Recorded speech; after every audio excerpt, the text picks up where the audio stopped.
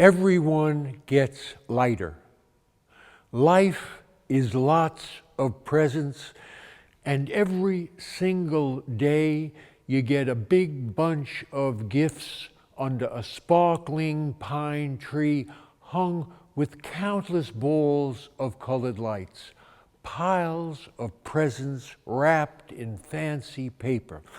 The red one with the green ribbon, and the green one with the red ribbon, and the blue one with silver, and the white one with gold.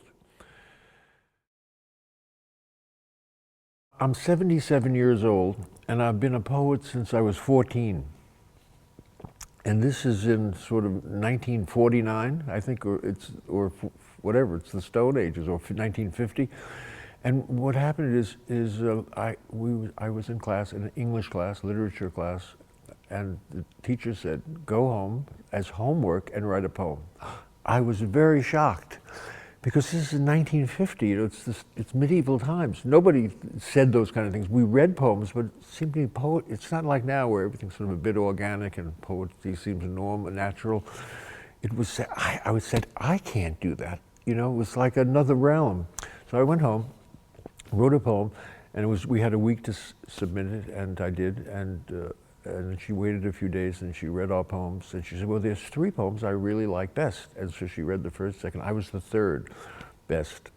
But it was so exhilarating, because I had one of those really good feelings when I was working on, not the first days when I worked, but at the end of the week when I was fine-tuning my little poem, I got this sort of what you would call a blissful feeling, which in life is what you're supposed to follow. When you have these kind of strong, positive feelings, that's a sign. So I said to myself, I want to do this some more. I was at Columbia College, this is in 1956, and a friend of mine, Peter, who was a friend from high school who went to another college, came by for Easter, and we drank a lot of bourbon and smoked a lot of joints. And when he came to my room up at Columbia and said, John, I have something very important for you. And he took out this book and gave me Howl. And it had just been published in February of 1956. This is by Lawrence Ferlinghetti and Allen Ginsberg. I had, nobody ever had heard of the names.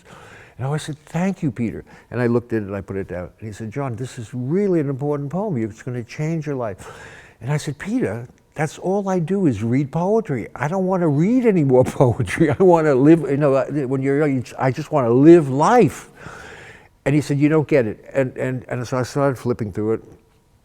And then he said, John, here's 3 joints. Smoke these and read this book. So I said, thank you, and I put the book away.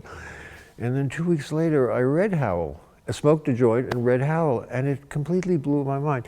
Whereas everything I studied was the traditional poetry. I'm a gay man, so the gay writers were André Gide and Proust. Give me a break. It had nothing to do with my life, So when Allen wrote Howl, that was a seminal influence on me.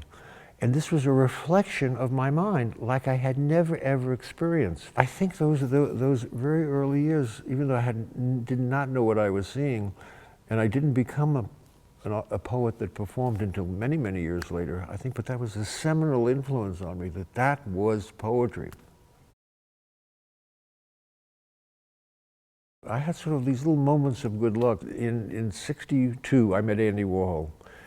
In that latter part of 62, and he became a very good friend in 63. And they were the influences, those pop artists, and including Bob Rauschenberg and Jasper Johns. They used to found image, Jasper in his case, and Bob in his case, and Andy, and I, in 61 and 2, it took me a year maybe to think about it. I said, I can do that.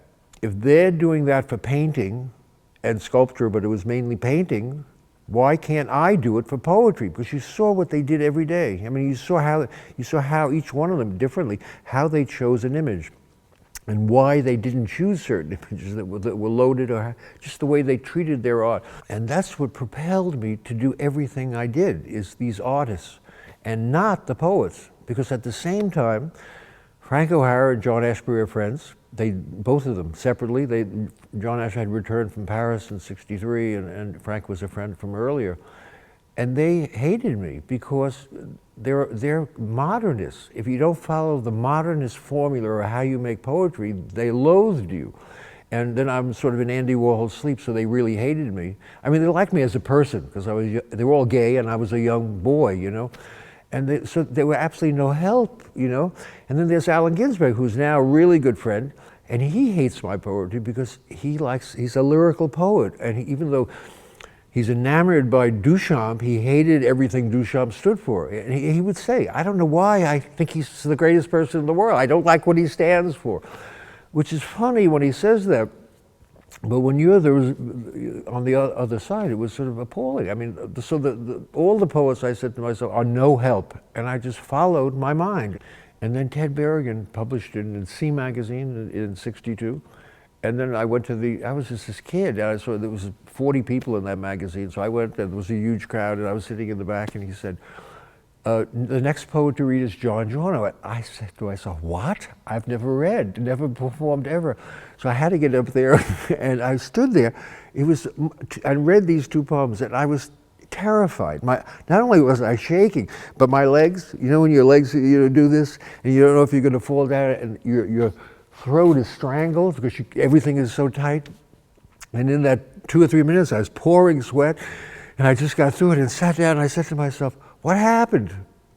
And everybody applauded, but I didn't get it yet. And so from then to now, it was just transforming the use of energy from being terrified into a flow.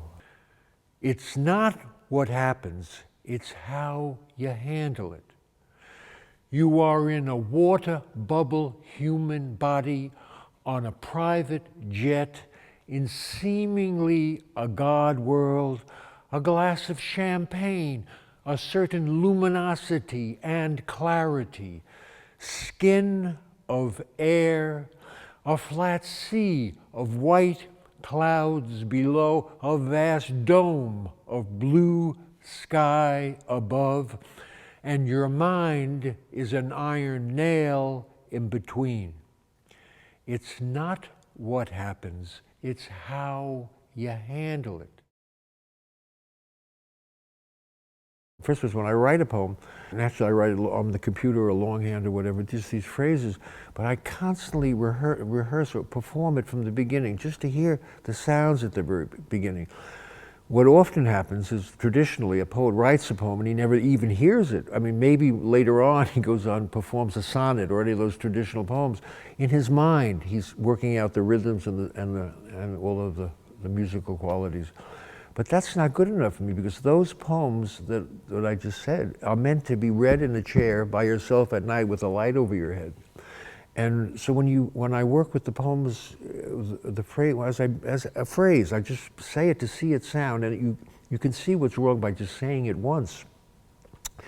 Because in phrases are musical qualities, and that's the job of a poet, to make these phrases that have musical qualities, that go together and form a poem about whatever. And so it's a very complicated problem. I rehearse every day as I'm writing, or it's not a rule. I mean, I generally do, and I just construct a poem, and so by the time it's finished, it's almost memorized, because I've worked with each of the phrases for so long. And then I get really into it. Once it's done, then I really start rehearsing it, sort of memorizing it, and bringing it. And when I get done memorizing it, it's like a song that I can perform exactly the same way every time. And what I've done is worked out all the possibilities of the phrasing of it, the musical qualities, to a point that even if I'm exhausted, brain dead, and I've been traveling, and I feel so bad I don't even know if I can do this, I can do it exactly the same way. Somehow an adrenaline thing comes back and you're singing a song. It has nothing to do with your personal feelings or your personal body that day. And then, when it's a curious thing, when a poet has a book in his hand, it seems innocuous to say this, but it's almost like a wall between them and the audience, even though it's a little book and it doesn't matter. And even though they look up, and something happens when you get rid of the book and it's memorized, that you're not saying it. I mean, one of the things I do is make it to rote. It's so banal that it's like a rote. But when you get in front of an audience, that adrenaline that comes erases the rote, and it spontaneously rises as you wrote it, with all of that pure energy and pure thing. And what you do is you don't stop connecting to an audience. You can't see the audience because there's all this white light, but it's if I'm looking and talking at you when I perform. When it works in an audience, you see the audience is hearing these words and they see themselves in the words, and they have this physical feeling, and emotional or feelings or strong reaction. And you say to yourself, all that they're doing is they're seeing themselves. It's like a mirror. If you're lucky, what a great poet is a mirror that he holds up to the audience, and the audience sees themselves. Maybe the power behind the mirror that people are seeing themselves in is the energy of that comes from something else inside you. I don't quite understand the whole phenomena, but it's more than just the words. It's the sound of the words and the heat of the words, as well as the musical qualities, as well as the wisdom inherent in the words that the audience is responding to. I think the last 50 years have been a golden age of poetry that never existed in the history of the world. I mean, if you go back to before the 1950s, to T.S. Eliot in 1912 or something, it was a tiny group of intellectuals. If you go back to Baudelaire, they printed 100 copies of that book, you know? If you go back to the Age of Enlightenment, there's a few aristocrats who, if you go back to the Romans, a few noble Romans who happen to read poetry. But it's only in the last 50 years, with all of what's happened, that it's so expanded, it's so available, particularly with the internet and with everything that's happened. LP records, CDs, radio, rap, hip hop, and the power of the internet has, in my mind, made it a golden age of poetry that most people don't realize. Everybody says poetry is dead. Poetry is dead because traditional poetry happily is dead. Those things of like modernism, finally modernism is finally died. The language poets are the last of modernists because they took it as far as they could, and it's all so intellectual, and it's page-based, and it's ancient history, as is lyrical poetry. In a sense, if you follow the pattern even of Allen Ginsberg, that kind of lyrical poetry. But everybody works with words now, constantly. So it's a new form. I think there's a new form of poetry taking shape, which includes lots of other media, or lots of other techniques. I mean, just even texting. A brilliant person texting is like a haiku. Everything is minimalized, or Twitter, where you only have 20 words, and it's people dealing with words in another way, or just writing an essay, but profound, the words being musical and profound rather than just an ordinary essay. So I think poetry it's more than it ever was. And what died, sadly, but it's like everything dies, is those poetic forms that people traditionally associate with poetry that nobody wants to read. Not only the sonnet, free verse, the Walt Whitman kind of things, which are really boring if you're not taking them in other than a historical point of view. You can take all those things and bring them to now, and like I did, and just recreate them using another. So poetry is in really good shape. Yes. Dead cat bounce, catch a falling knife. After endless shadow boxing in your sleep, fighting in your dreams and knocking yourself out, you realize everything is empty and appears as a miraculous display. All are in nature, the play of emptiness and clarity. Everyone gets lighter, everyone gets lighter, everyone gets lighter. Everyone is light.